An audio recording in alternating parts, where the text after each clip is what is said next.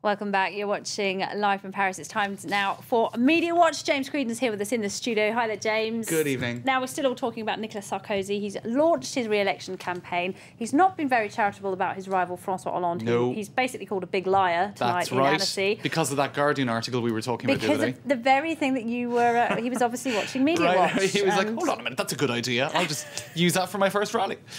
James Creedon, inspiring political campaigns everywhere. I don't think so. But anyway, why not? There's been a lot of discussion about it today, hasn't there? That's right. Now, in particular, his slogan and his first campaign poster, right? So let's take a look at it here. La France forte. It was unveiled yesterday. Le Point, the magazine, they came out with it first of all, and then he unveiled it in his big speech or his big interview.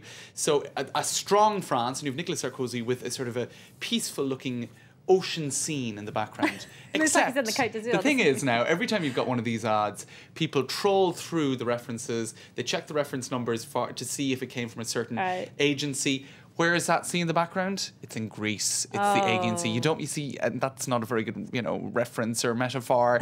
A country whose economy is doing really badly. So there you go. They determined that. Now, this is happening more and more. Just to show you two recent examples, that's Marine Le Pen talking about homelessness and unemployment. You see this guy on the street.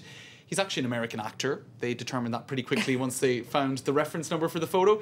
Here, perhaps even more embarrassingly, François Hollande, socialist candidate, the youth of the party, les jeunes, turns out that it's UMP youth, which is the rival right-wingers. So you see, stuff that is meant to give a very clear, concise message. Do you think they check this out, or do they think they're just going to get away with it? I think they just go to these agencies and say, give us an appropriate-looking photo, and then, unfortunately, all of this stuff would have gone unnoticed in the past, but now people have the tools themselves in their own homes to find out these anomalies. You can't get away with anything at all. So we better be very careful The about what we Shakespeare say. quote is still my favourite gaffe of the campaign, I have to say. Now, Absolutely. what about the CNN's take on things? They, of course, have been looking at the French election as well. And they've compared it to quiche. They have indeed. I just have to show. Let's get up the actual reference. If we have the pictures, we can roll it. You can see the